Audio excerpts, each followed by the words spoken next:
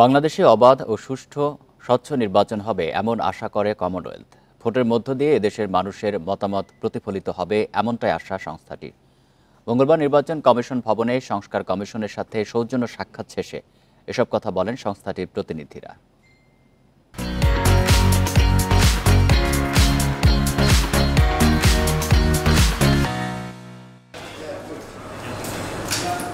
October নির্বাচন ব্যবস্থা সংস্কার কমিশন গঠন করে অন্তর্বর্তী সরকার।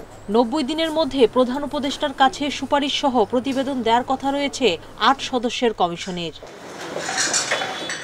সুপারিশ চূড়ান্ত করার লক্ষ্যে বিভিন্ন পক্ষের সাথে মতবিনিময় করছে সংস্কার কমিশন। নির্বাচন নিয়ে আগ্রহী বিদেশিরাও। মঙ্গলবার সকালে নির্বাচন কমিশন সচিবালয়ে সংস্কার কমিশনের সাথে সৌজন্য সাক্ষাৎ করে কমনওয়েলথের প্রতিনিধিরা।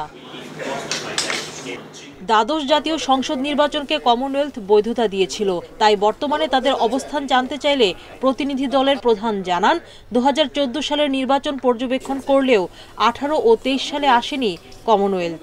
বলেন, এবার কমনওয়েলথ কোনো সমস্যার সমাধানের জন্য আসেনি।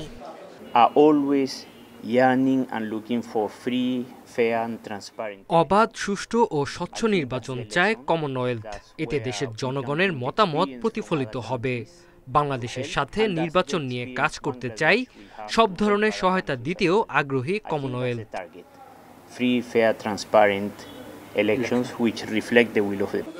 সংস্কার কমিশনের প্রধান ডক্টর বদিউল আলম মজুমদার জানান, কোনো প্রেসক্রিপশন নিয়ে আসেনি কমনওয়েলথ। কোনো কিছু চাপিয়ে দেওয়াও তাদের উদ্দেশ্য নয়।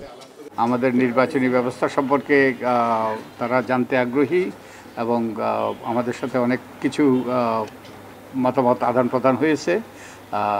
তো ওনারা চাচ্ছেন যে আমাদের দেশে একটা সুষ্ঠু নিরপেক্ষ নির্বাচন হোক এবং এই নির্বাচন সুষ্ঠু নিরপেক্ষ নির্বাচন নিশ্চিত করার ব্যাপারে ওনারা সহায়তা করতে চান। বাংলাদেশে গ্রহণযোগ্য নির্বাচন অন্যদের জন্য উদাহরণ হবে বলে আশা করে কমনওয়েলথ। সুলতানা জাহান মিতু, ইন্ডিপেন্ডেন্ট নিউজ, ঢাকা।